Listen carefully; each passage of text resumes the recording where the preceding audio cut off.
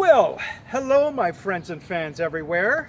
Once again, it's your fitness captain, Jason speaking. How's everybody feeling today? Another positively sublime, glorious day, as I like to say, in the powerful country, the wonderful country of Canada that I live in. I hope you guys are having a great day today. So, come join me, my weary travelers. Why don't you? Take your coat off, grab a stool or a chair, come warm yourself by the fire. Stay with me for a while, won't you? As I give you another story. Yes, stay with me. I want to give you my deep research, approximation, evaluation, investigation, and analysis on the all-important subject, you know what I'm about to say, friends and fans, of the SSP, the Secret Space Program, the UFO phenomenon, because it is a multifaceted, complex subject with a lot of moving parts. But it's so crucial in our world today, my friends and fans. As a matter of fact, I've told you before, I believe it is the most important subject of our times. If for no other reason, is that we deserve the anti-gravity. Whatever free energy the UFOs are relying on, and I believe it is a type of anti-gravity, it would revolutionize the world, friends and fans, and it's going to change the world so positive in so many ways you can't even count. This book, called Secrets of Anti-Gravity Propulsion by Paul LaViolette, it says Tesla, UFOs, and classified aerospace technology. This is a perfect example of the technology that I'm talking about, friends and fans. Really, he should be having a picture of not only just a small flying disc, but he should have a huge picture of a black triangle on the cover here, as well as the massive, gigantuan cigar-shaped crafts on the cover of this book, because that is what's seen all over the world. Nice hat, buddy.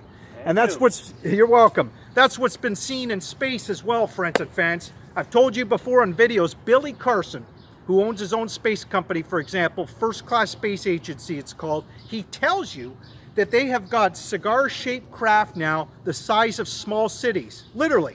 I know it sounds wild, friends and fans, but you can even see it with your own eyes if you go to channels like Secure Team with Tyler. You'll see these cigar-shaped craft off in the distance. They're massive.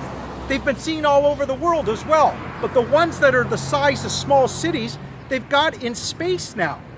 And he says they're operated by naval officers, the pilots for these things. And we know this, friends and fans. We know, I've told you before, that the Navy largely is spearheading for the branch of the military. They're in charge of the secret UFOs, the UFO programs, the flying fleets. We know from the advanced command badges and their warfare logos, it says on the advanced command badges, for example, Naval Space Command. That shows you they have a presence far beyond our oceans, friends and fans. And the reason being, I've told you before, that you would think the Air Force would be in control of this, but it's the Navy, because they're all about an organization of craft, right? Fleet to fleet. Your fleets of aircraft carriers, your fleets of submarines, etc. That's why, okay? So you got NASA. NASA's a cover for the NRO and the Air Force space programs, right? The unacknowledged special access programs and this secret, space programs. But the NRO and the Air Force are a cover. And you might ask, okay, then what are they a cover for? They're a cover for the Navy. The Navy's a much more classified secret space program. And again, friends and fans, I'm going to keep using the word massive because it is.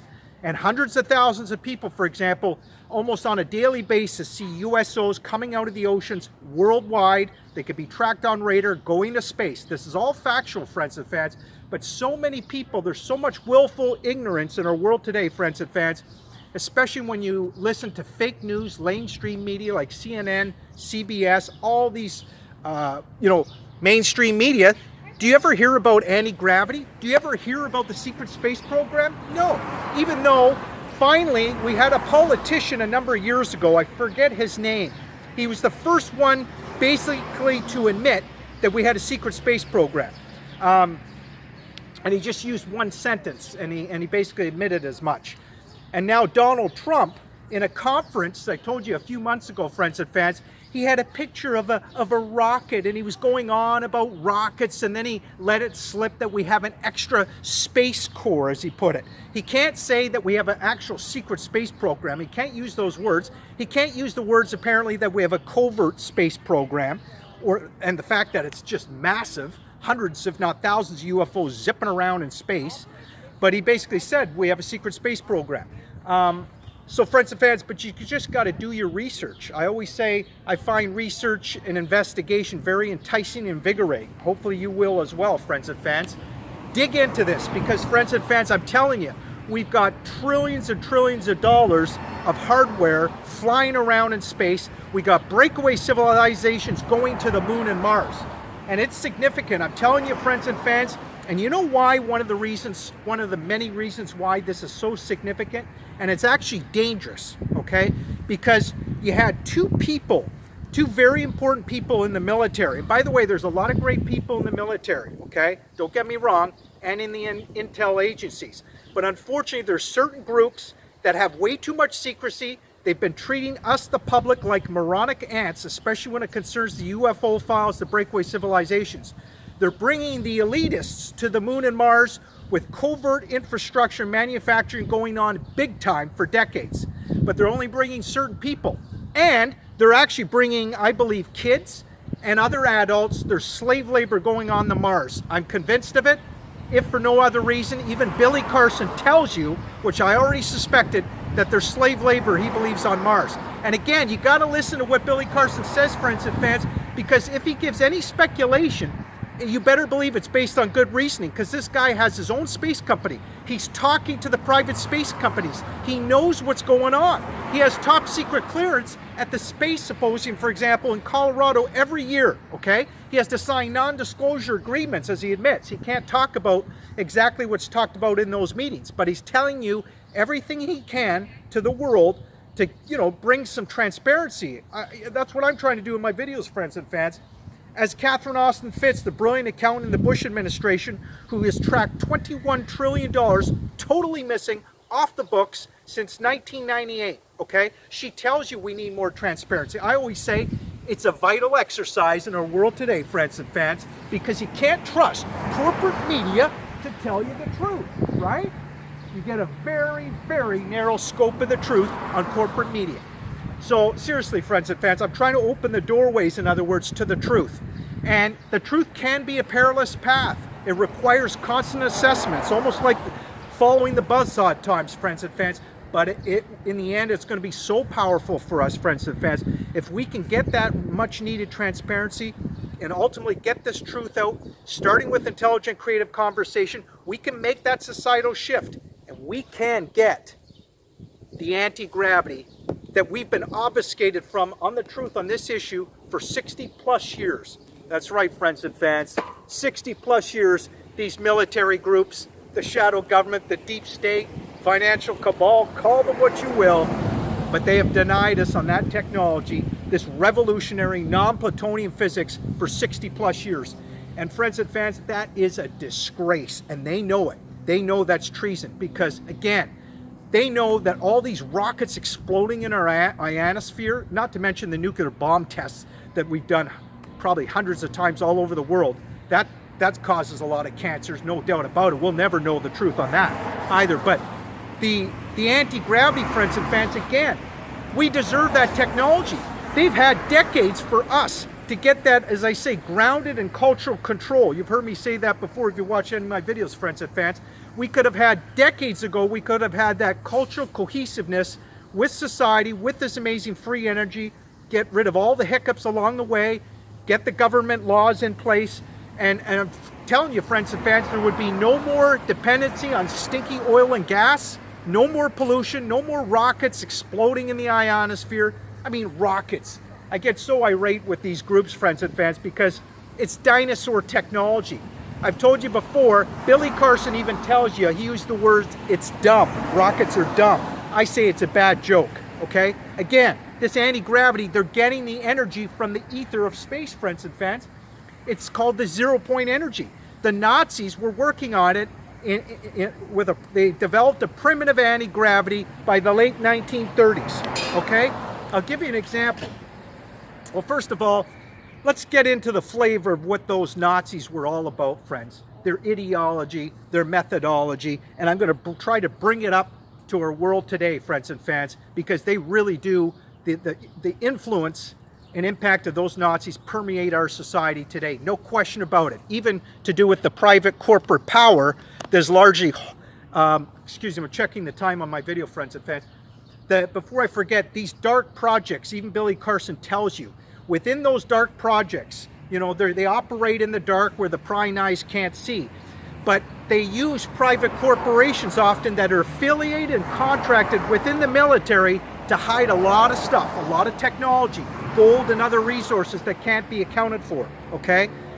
You know, again, all this information is buried within the contractors, friends. It's not within the Congress. Very few people in Congress, including the presidents, know what's going on in the black projects. They know very little. It's within the contractors and within these corporations.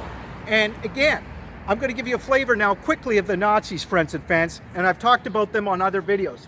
You know, in Germany at the time, okay, you know, it was a myriad of cult cultures back then, right? In World War I, World War II, you know, they were very much into the cult, the esoteric, the ancient civilizations. That's why Germany actually took two expeditions, at least, to Antarctica in the 1930s. The sponsor was, I believe, Admiral Goring at the time. Rudolf Hess also went, and they were searching, I believe, for ancient civilization technology, okay? If you do the research, because again, they were obsessed with that, some of these hierarchy in Germany at the time. And they, you know, they had all their little cults like sex magic, the Krill Society, and so forth. So it was quite interesting. So what the Nazis were about under Hitler, let's get to them. So, you know, first of all, the Nazis believed in multinational corporate state with multinational ruling, okay? They believed in socialism. They wanted the banksters in control. Of course, we see that in our world today, the banksters.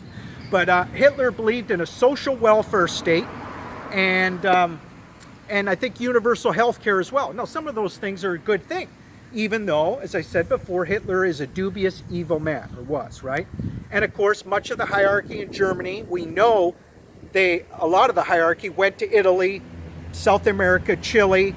That's a whole other video I could go on about. But so let me get into, again, the flavor of those Nazis. So that was some of the ideology, what they were about, okay? This multinational corporate state with multinational ruling, friends and fans, we see that in our world today largely. And people talk about, you know, we live in a fascist state in a way, not to mention a surveillance state. But so let me bring up to, as they were stalemating, you know, during World War II, they knew they weren't going to win the war anymore, right?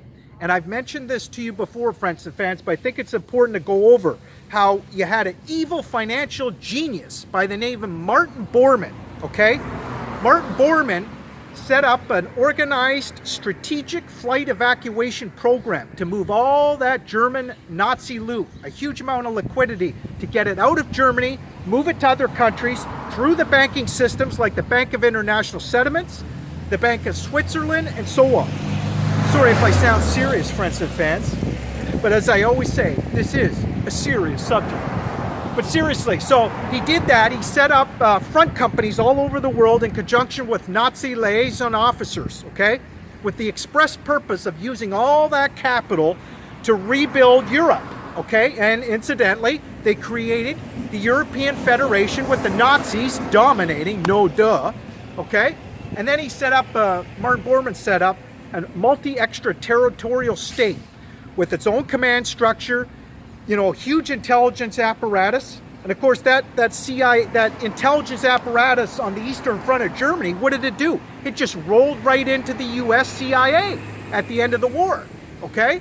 And that's a huge thing. So, and again, he had his own command structure, not only deep financial pockets, but also deep connections to the multinational corporate world, friends and fans. That was this multi-extraterritorial state. And Joseph P. Farrell, the ferocious researcher that I get a lot of my information from, that's just brilliant, he's a great scholar. Joseph tells you, he's one of the very few researchers that really delves into the Nazis and how they basically infiltrated and conglomerated with those Americans. We know this from history, friends and fans, and ultimately they curated the amazing UFO technology with the Americans. And I say they infiltrated, no doubt about it, the deep state of the United States. And Joseph mentioned that as well. Some people say the Third Reich continued within the deep state, or you could say the Fourth Reich continued. Either way. So again, friends and fans, this is very important because I believe, no doubt about it, friends and fans, that the U.S., we know they made the devil dealings with the Nazis.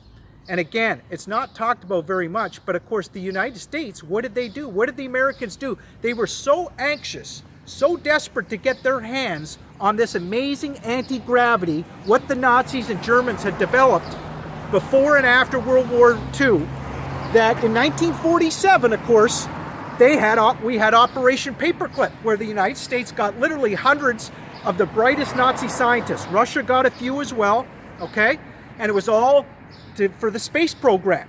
The United States allowed the Nazis, of course, very high positions in NASA with the likes of Wernher von Braun.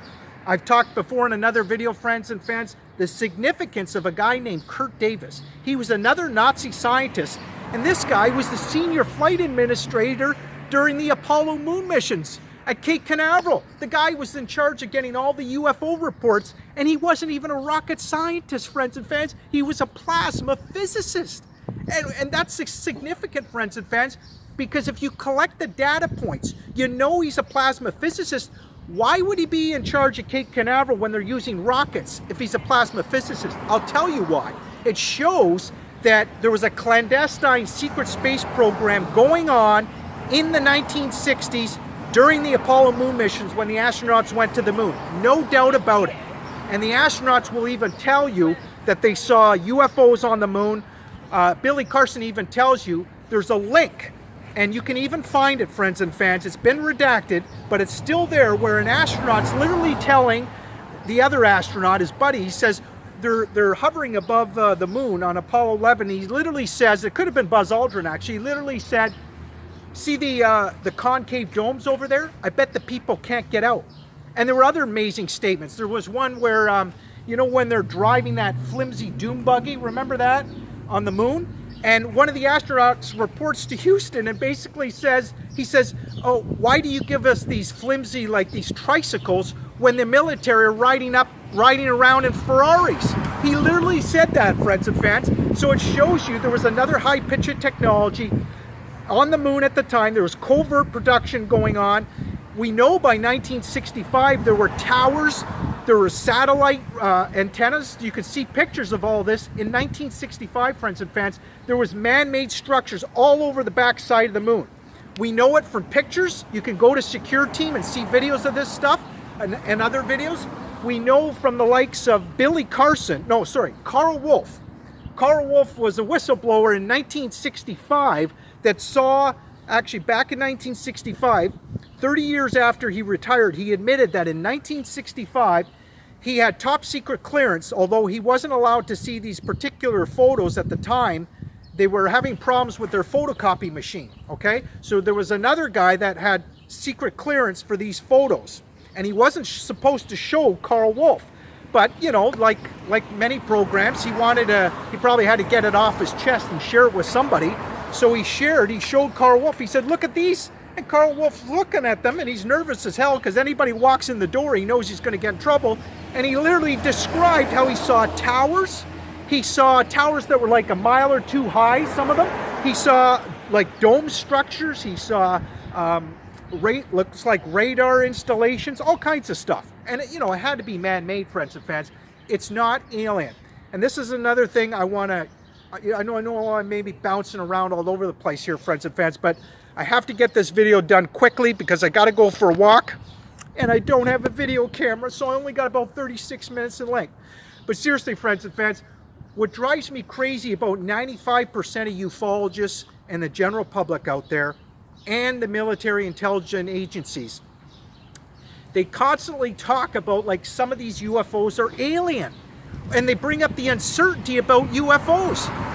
You know, friends and fans, I gotta go say this. We need a whole new revision in the way we speak about the UFOs and the UFO phenomenon. Because I'm telling you, friends and fans, this is gonna help. There should be no uncertainty whatsoever about who's piloting these spacecraft. No uncertainty. And you know, Joseph P. Farrell is one of the few researchers, he does not jump on the alien bandwagon. He knows that to explain what the Nazis were developing, for example, way back in the 1930s and 40s, you don't need an alien explanation. To explain what the great American scientists that were working with those Nazis on anti-gravity and developing their own UFOs and spacecraft, you don't need an alien explanation. It's all military. This is the term that's got to be used, friends and fans. Every single UFO you see is all military. And yet, we know I meant to say this at the beginning of the video, I was trying to get around to telling you, friends and fans, two very important people have warned us that one day there is going to be like a faking of an alien threat from one of these breakaway civilizations, these covert groups. Wernher von Braun, on his deathbed, the great Nazi scientist Wernher von Braun, who invented the V-2 rocket. The Americans, of course, made the devil dealings with Wernher von Braun as well, gave him a great lifestyle here in America. Oh, apparently he was a very good person overall, Wernher von Braun, but I don't know enough about Wernher von Braun really to qualify that, but I don't think he was an evil man. But Wernher von Braun, he was trying to help humanity, I think, in the end of his life, because he literally said that the West were going to play three cards. They were going to continue the Cold War, take that as long as they can. That played itself out. They were going to create like a fundamental Muslim terrorist threat. Well, that's playing itself out and has been for years, right, friends and fans? So that's true. And the third card, he literally said that the West were going to try to fake an alien threat. Now, I know it sounds wild, friends and fans, and it sounds like so speculative. What? Faking an alien threat? Come on. Well, I'm telling you, friends and fans, the U.S. and some of these other powerful countries, but particularly the U.S., they have that kind of technology to possibly pull that off. You know, that's why, friends and fans, we got to stop with the naivety. The secret space program is dangerous because you've got these breakaway civilizations that are building infrastructure on the moon and Mars for decades and decades. We've got literally huge amount of fleets of UFOs. Anybody who does the research knows that. Come on.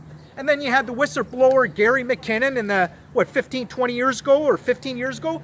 He literally broke into 60 NASA computers showing that we had a program called Solar Warden, an actual spacecraft, probably one of the huge cigar shaped craft, actually described it, that held over 300 people.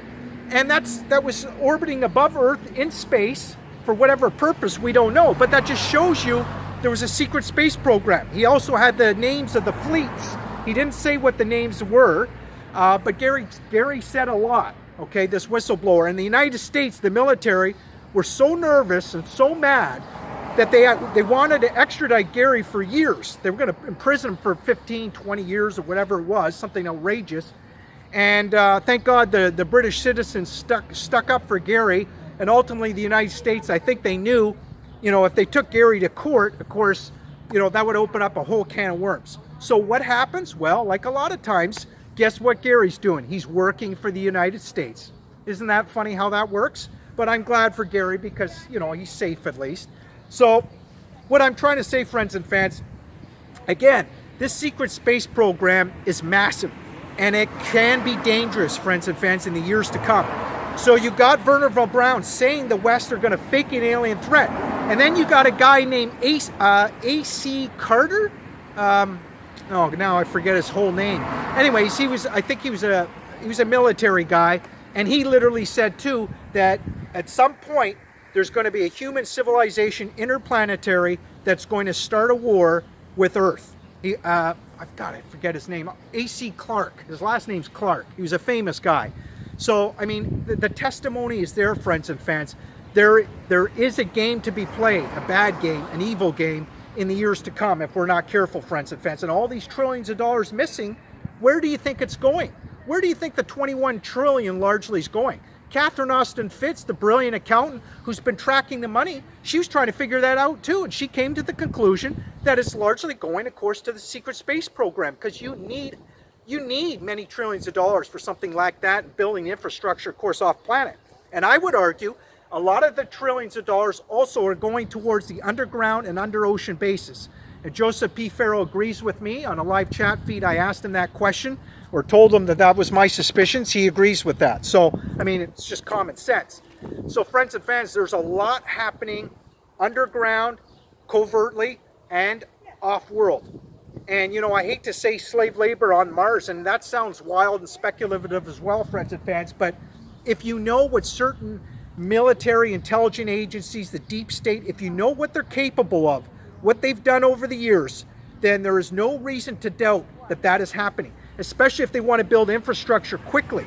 You know, and I just pray that there's not pain and suffering with this slave labor, but any slave labor is bad. I mean, come on. So, anyway, friends and fans, I'm going to get off that for a moment, but I just want to tell you, friends and fans, that, again, those Nazis, we feel their impact and influence on major geopolitical and political decisions within the United States. No question about it. And I even, I told you guys, friends and fans, there was a long op-ed article piece written by a Russian economic advisor under Putin, Sergio Glasyov, I believe it was his name. And he literally said that the Americans are fully controlling the Nazis in Kiev, Ukraine. He's basically saying they have Nazis, boots on the ground over there. That there's he was claiming the war, you know, this is a war against the United States, against us. And he said the only way to solve the catastrophe in the Ukraine is in Washington, D.C., where Nazism is to be defeated. Now that is an amazing, strong statement, friends and fans, with a lot of implications. Because if you take out the geopolitical events right there, he's saying that they have a Nazi element they're dealing with, fingerprints in Washington, okay? And of course, you know, there's the Jewish power is very strong in Washington, D.C., great Jewish businessmen and leaders as well. But then there's this Nazi element they're dealing with, this influence impact. And it goes back to the private corporations and a lot of the philosophy of those Nazis, friends and fans. The Americans took a lot of what the Nazis were about, right? I mean, come on. Even even on the countdown in the shuttle missions, they took the philosophy of what the Nazis were doing back in the 1930s, 1940s. I mean, come on. And the intelligence agencies, I told you the same thing. The whole intelligence apparatus. Germany at the time had a massive intelligence apparatus. A lot of spies in Russia, of course, probably a few in the United States as well. And that Richard Admiral Gehlen, who was in charge of the intelligence fronts in Germany at the time, Nazi Germany, that whole intelligence apparatus basically rolled into the CIA on the Eastern Front after the war, and after the European, after the German reunification, right?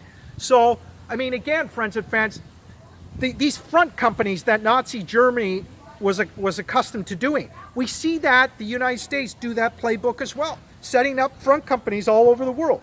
I mean, it's just amazing, the influence and impact. So I'm just telling you a lot of history there, friends and fans, and bringing it up to what we feel and what we see today, friends and fans. You just got to open your eyes, okay?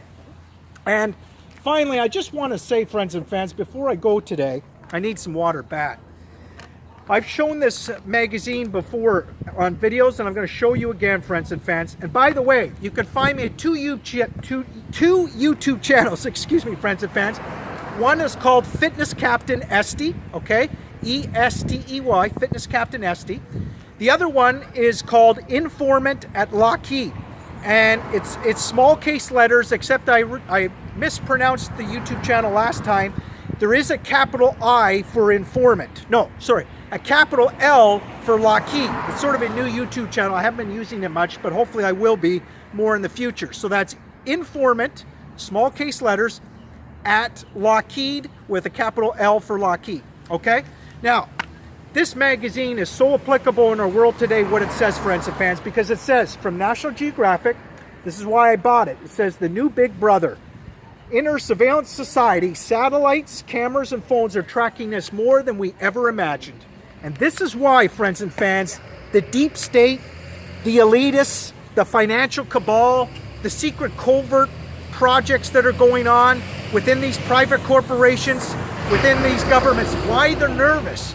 Because I think they know that they can't hold the anti-gravity much longer from us, friends and fans, because they know with more sophisticated telescopes, of course, that we have as well, and all the spy satellites going up in space, and with our cell phone cameras, we're seeing more UFOs and structures on the moon than ever. And the probes that have gone over the moon, I mean, China's sending their probes. I'm sure China's was responsible for some of the infrastructure on the moon and Mars as well, and Russia as well. So you got China, Russia, you got Japan. These powerful countries are delivering massive amounts of, a vast amount of military assets, payloads, off-world to the moon and Mars and beyond, all over our solar system, but particularly the moon and Mars. No question about it, friends and fans. Absolutely no doubt about it. You just got to do a little bit of research. Doesn't even take a lot of research to realize this, friends and fans. But if all you do is watch mainstream media largely, and you don't go to either alternative research sites and pick good researchers, and if you don't read important books, then you're never going to know. You're going to be dumbed down with willful ignorance, as I say. And you're going to be brainwashed, because that's what CNN does, friends and fans, largely. It's brainwashing. Even the great Richard Dolan, the ufologist and scholar, he tells you, he knows what mainstream media does. Catherine Austin Fitts tells you the same thing. I mean, not just the commercials, but the whole thing about what they talk about. All we hear on CNN, for example, is Russia collusion, Russia collusion. Oh, Russia colluded with the elections. They don't talk about the United States do the same thing. Other countries do the same thing. They don't talk about the more important subjects, which is, again, the breakaway civilizations. The huge secret space program that is operated by the Navy that's going off-world. What could be more important than that? It's a hell of a lot more important than, you know, apparently Russia colluding with the elections, even though it's not. I'm sure that's not positive, but I mean, come on. We hear it every day. You know, and how does that help society? How does that help the United States and Canada and other countries if you're going to depict the Russians as this evil country? I mean, come on. Even during, I learned that during the Apollo moon missions, for example, and Gemini, you know, and during the Cold War, in other words, when we were supposedly fighting with Russia, right? There could have been a nuclear war. Some of that was real, but in actual fact, the actual space program, the United States were colluding with Russia. I've even heard this on an expert researcher on this. I mean, come on. And I don't doubt it at all. With the secret space program in place, they were combining their efforts with Russia. And that's exactly what the great John F. Kennedy wanted to do. He wanted to open up the government. He wanted to get more information on the UFO file and work with Russia. And the CIA, of course, they didn't want that. These groups within the CIA, again, whenever I talk about the CIA, the NSA, any of the intelligence apparatus and or military, the deep state, the financial cabal, these groups, there are a lot of good people in these groups. Don't get me wrong, friends and fans. I'm being very fair to them. But there are, unfortunately, bad agendas, and there are some evil people. And we just have to expose them, friends and fans, and provide more transparency again in our world. Get after the truth in a respectful way. I mean, can you imagine if we had just had some peaceful marches, as I say, to Washington, D.C.? I've said this on other videos. Or at Area 51. We could have accomplished a great deal. I think we could have got the anti-gravity eventually given to us, our right, by doing things like that. But nobody's marching at Washington.